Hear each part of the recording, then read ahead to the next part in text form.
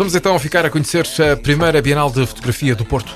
Ciclo é o nome. Temos connosco o Virgílio Ferreira, ele que é o diretor artístico desta Ciclo, esta nova plataforma de formação na área da fotografia e também esta Bienal de Fotografia. Bom dia, Virgílio, obrigado por estar aqui na Rádio Nova. Que necessidade foi esta que sentiu, não só o Virgílio, porque há muito mais gente envolvida, da existência de uma Bienal de Fotografia, numa altura em que toda a gente tem fotografias aos milhares? Muito bom dia, Sérgio e César, muito obrigado pelo convite.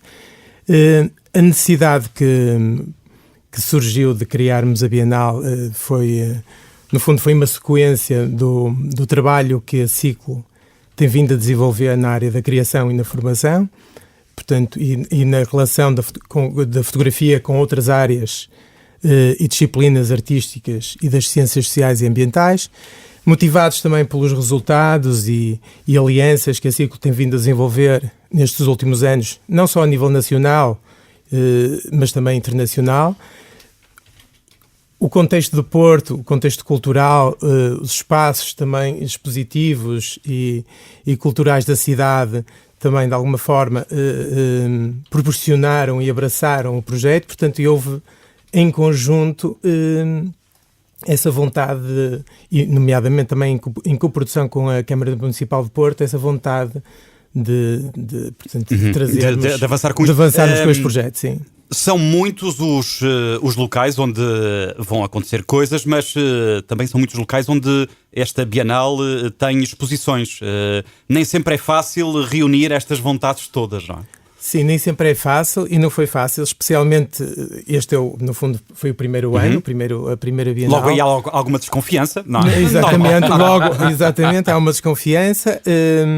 Há também um curto espaço de tempo que nós tivemos para no fundo, organizar, produzir todas estas exposições, em conjunto com curadores, em conjunto com artistas.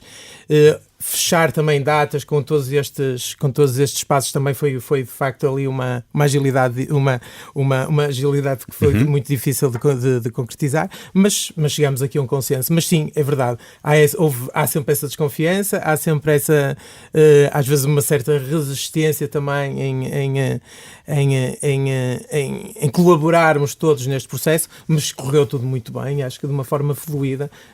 E o Gano disse pouco tempo, nós praticamente tivemos 8 meses para implementar todo este programa, o que é muito pouco, portanto, e nomeadamente em paralelo estavam a acontecer todo o programa de criação, ou seja, porque todas as exposições, ou 80% das exposições, são praticamente projetos inéditos, o que isso, obviamente, envolve muito mais trabalho, envolve uma outra preocupação, outro cuidado, um acompanhamento e, portanto, tudo. Ou seja, não são projetos prontos a pendurar, digamos assim. Exatamente. Não é um showcase, não é? Porque normalmente os festivais acabam por importar trabalhos que já estão desenvolvidos. E que andam em digressão, não? Exatamente, ou que estão em digressão e, portanto, é tudo muito mais fácil de ser articulado e, portanto, a responsabilidade e o risco é muito menor, mas nós gostamos de correr esse risco e essa, de facto, também é uma das características da Ciclo, não é? Porque se é uma plataforma de criação, então vamos criar essa oportunidade para artistas, não só emergentes, mas consagrados, não só nacionais, mas internacionais, de poderem desenvolver trabalho connosco e pensar a prática artística e, obviamente, a questão também temática que nos é importante, sim. E a cozer tudo isto, escolheram como tema adaptação e transição.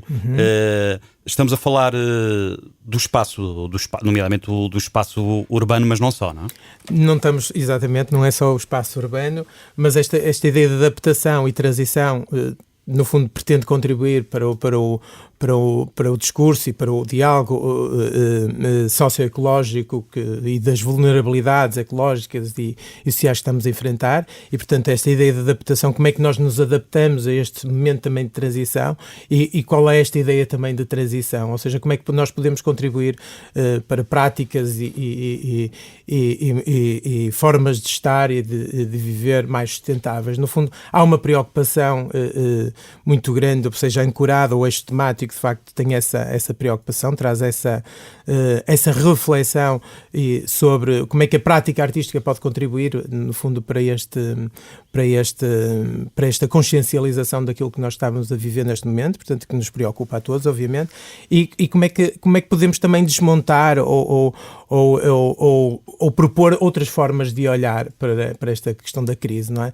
E que não sejam simplesmente um olhar mais pessimista ou no fundo, também o temos, também temos de projetos que, no fundo, lançam uma denúncia e apresentam, no fundo... Nesta altura é quase impossível ser otimista, não? É quase impossível ser otimista, mas também eu acho que esse pessimismo, de alguma forma, acaba por nos retirar uma vontade de agirmos e se calhar uma vontade também de pensar e de olhar e de sentir o mundo de outra forma. E, portanto, ou seja, tentar fugir aquela ideia do tudo está perdido, não há nada a fazer. Tudo está perdido e não há nada a fazer. Portanto, essa ideia nós não pretendemos contribuir para ela e, portanto, obviamente temos consciência das contradições que existem e contradições por resolver e que provavelmente nunca irão ser resolvidas, mas há possibilidades e há soluções e há outras formas também de se fazer e de estar e de pensar e principalmente de sentir, não é? O momento presente. E eu acho que é nesse âmbito. Obviamente que as propostas não são definitivas, nem são soluções técnicas, nem estamos aqui, obviamente, com uma bandeira de salvarmos o mundo, não é nesse propósito, não, de todo, não temos essas pretensões, percebemos o quanto este monstro global, local também, é gigante, não é? E portanto, envolve várias dimensões e várias forças, não é? Como as economias, os poderes económicos e políticos, que de alguma forma, não é, acabam por contradizer toda esta ou pelo menos ou por empatar, não é, estas mudanças e estas transições, não é? Porque há soluções, não é, científicas, há soluções que estão aí presentes e que poderiam ser implementadas, mas há uma resistência, não é? E, portanto, essas forças, de alguma forma... É uma resistência também nossa, não é? Também nossa, obviamente.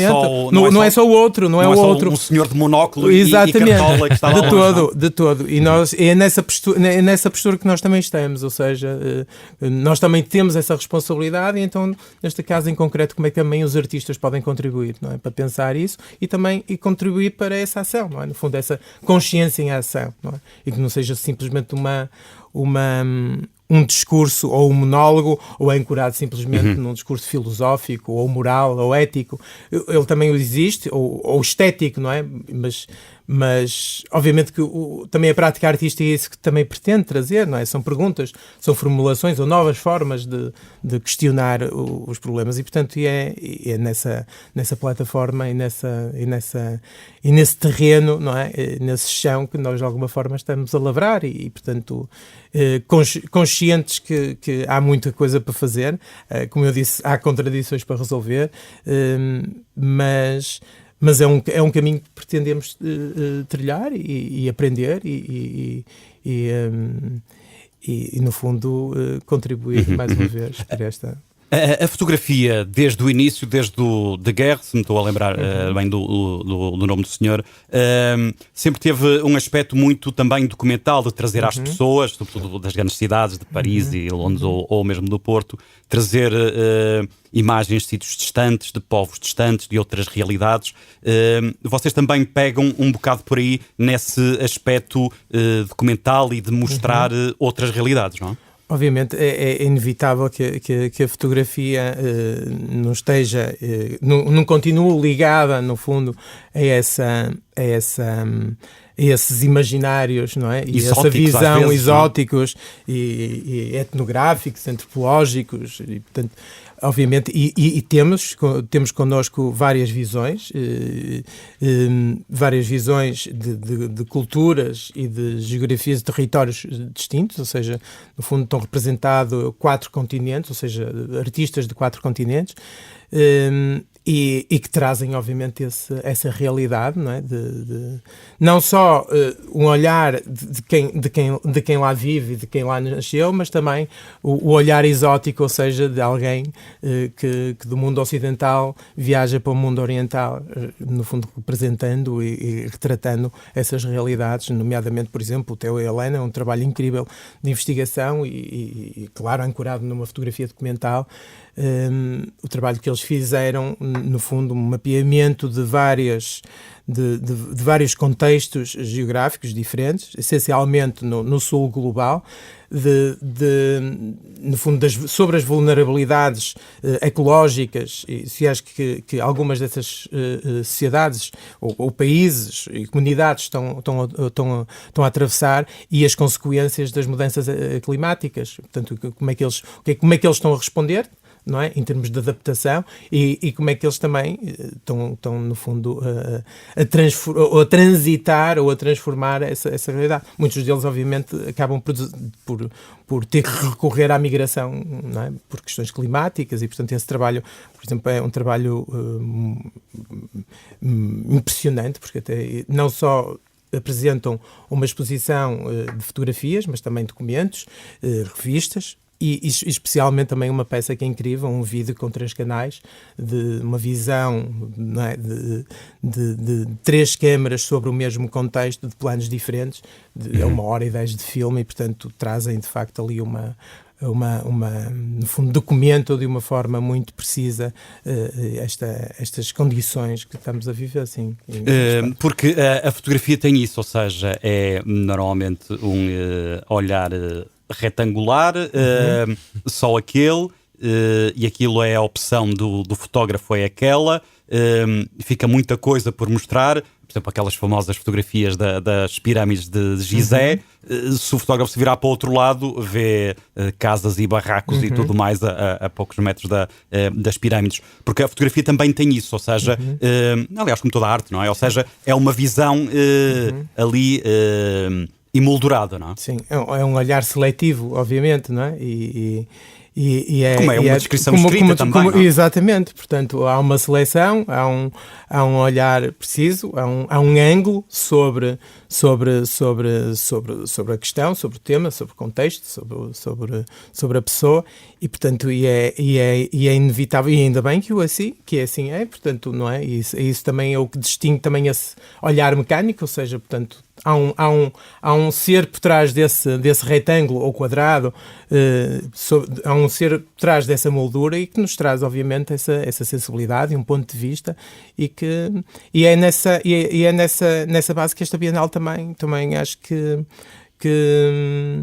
se constrói, ou seja, há uma multidisciplinaridade de visões, não é? E há uma pluralidade de visões e de contextos, e que de alguma forma vão acrescentando camadas a toda esta complexidade que o tema traz, não é? E portanto, e todo este contexto que estamos neste momento a viver, assim. Eu imagino que tenha sido, ainda por cima, nesse curto tempo, 8 meses, como o Virgílio Ferreira falou, para montar esta Bienal de Fotografia do Porto. Como é que conseguiram? Porque não é um curador, ou seja, não existiu apenas uma única pessoa a escolher que artistas e que fotos e onde iriam ser colocadas. Como é que se fez essas escolhas? E depois os locais também são muito diferentes. Temos, por exemplo, o Espaço Mira, que já é um local onde sabemos que fotografias ficam bem, é habitual vê-las por lá, mas temos outros espaços em que não é habitual. Por exemplo, a Câmara do Porto, ou o Palácio de Cristal, ali junto à Concha. Como é que foi essa escolha? Como é que foi feita? Como é que foi esse processo? O processo foi, em termos de escolha dos artistas e dos curadores e dos espaços expositivos, eu acho que isto acabou por acontecer de uma forma muito, muito orgânica. Ou seja, há de facto uma das exposições nucleares, por exemplo, curadoria do Christophe, o diretor artístico da Trienal de Hamburgo, que foi inevitável, não só pelas preocupações que também são são empáticas com o tema que estamos a tratar, mas também pelas relações que nós estabelecemos, ou seja, a primeira apresentação da Bienal nem foi no Porto, foi em Hamburgo, não é? Portanto, foi na Trienal de Hamburgo. E desde aí essa relação entre organizações, entre a Ciclo e a Trienal de Hamburgo, portanto, fez com que existisse já essa parceria, portanto, e de alguma forma o programa também começa-se a construir a partir dessas alianças, não é? E a partir de um programa que se cruza em termos temáticos. Mas os restantes sítios, ou seja, quando eu digo que foi de uma forma muito orgânica, isso aconteceu porque também a relação também próxima que nós temos com alguns curadores da cidade, por exemplo, com o José Maia, que de alguma forma, não é, como falou no Espaço Mira, portanto, apesar dele estar mais relacionado com o Espaço Mirafora e não com ai meu Deus, agora falou a outra galeria dedicada à fotografia, eu confundo sempre, é o Espaço Mirafórum e o Fórum, não, Espaço Mira, o Espaço Mira e o Mirafórum, exatamente. Portanto, o Mirafórum é que estamos mais habituados a ver fotografia, portanto lançámos-lhe também esse desafio para ele fazer uma curadoria a partir de um open call, portanto resultou bastante bem a exposição que poderão ver até dia 2 de julho. E os restantes espaços, ou seja, há também artistas que foram de alguma forma convidados a fazer a curadoria do seu próprio espaço, como o caso do Teo e da Lena, como o caso do Dwight Collective na Casa do Infante. Portanto, houve no fundo essas dinâmicas que não foram construídas assim de uma forma muito definitiva, mas sim em função à medida que o trabalho se fosse desenvolvendo, as coisas foram-se construindo. Ou seja, não havia um caderno de encargos exatamente, para cada um deles. Isto também tem uma parte de oficinas, esta Bienal de Fotografia do Porto, e se há oficinas que são claramente fotografia, há outras que não. Por exemplo, estava aqui há pouco a ver... Onde é que está? Cá está esta, do inquérito visual ao manifesto, ou seja, que já saem apenas da fotografia, se quisermos, como tirar umas chapas. Não? Sim, exatamente. Aliás, não é só nas oficinas, os próprios artistas também que foram convidados, e nomeadamente no caso dos Jardins do Palácio Cristal, há muitos artistas que vêm de outras disciplinas artísticas em que a fotografia não é propriamente o seu medium, não é? No caso do inquérito visual ao manifesto, é de facto também um exemplo disso, não é? No fundo estamos a falar de uma artista plástica que desenvolve um trabalho com a comunidade e no fundo lança este desafio de em conjunto pensarem e desenharem um manifesto, não é? Respondendo obviamente também à questão temática da Bienal. E a partir do lápis, não é?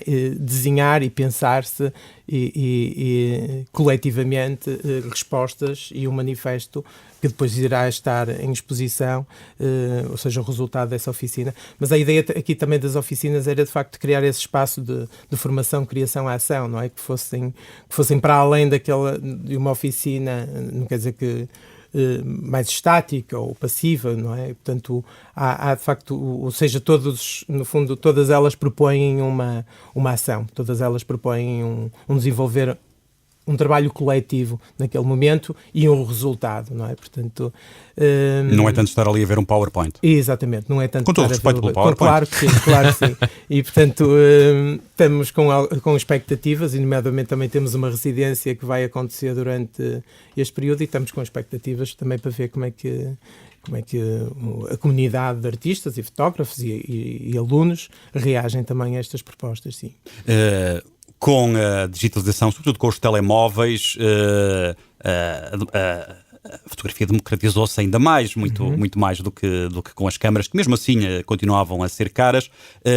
Isso poderia nos levar a pensar que a fotografia e os fotógrafos perdiam valor, porque toda a gente é fotógrafo, toda a gente tem uma máquina fotográfica, algumas até com lentes Leica, por isso, quer dizer, eu sou fotógrafo, eu também sou, mas a impressão que eu tenho, e o Virgílio Ferreira corrija-me se eu estiver errado, é que as pessoas passaram a valorizar e olhar para a fotografia de outra forma e se calhar tentam também ver aspectos, não só o aspecto artístico, mas também os aspectos técnicos daquela fotografia, de como é que aquilo terá sido tirado.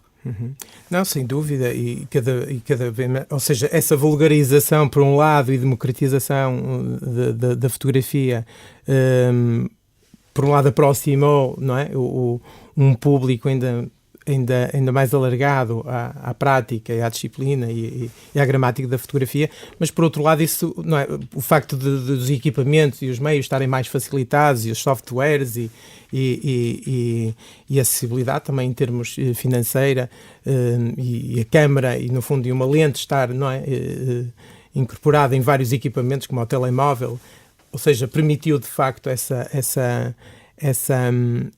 no fundo, essa habilidade e essa disponibilidade para fotografar, mas por outro lado também eu acho que pede-se cada vez mais e que haja um entendimento maior do que é que no fundo separar aqui o joio do trigo, não é? Portanto, não é o facto de termos uma boa câmera com uma boa lente, ou essas facilidades que nos permite sermos fotógrafos. Não é? Da mesma forma que todos nós temos um lápis em casa e... Claro, nem todos escrevemos e, portanto, não é? Essa questão da gramática é uma aprendizagem e cada vez mais complexa e sofisticada e, portanto,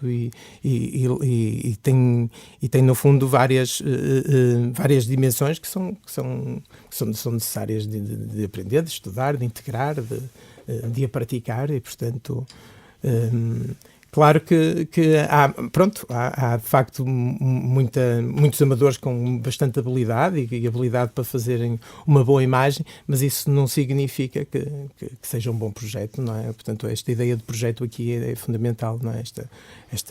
Esta continuidade, não é? Esta uma apresentação de várias forças, não é? Que estão dentro de um ponto de vista sobre um tema, dentro de uma proposta expositiva, ou seja, portanto, há várias questões aqui envolvidas e que, portanto, e que são essas, obviamente, que distinguem, não é, um trabalho de um profissional, de um artista ou de um trabalho mais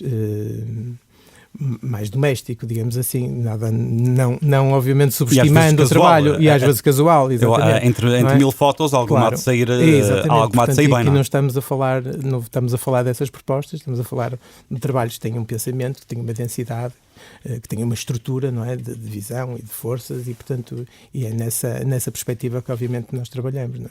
Muito bem. Bienal de Fotografia do Porto a acontecer até 2 de julho, para pensar em diferentes espaços da cidade do Porto e também para participar nas oficinas. Podem saber tudo na internet em ciclo-bienal.org.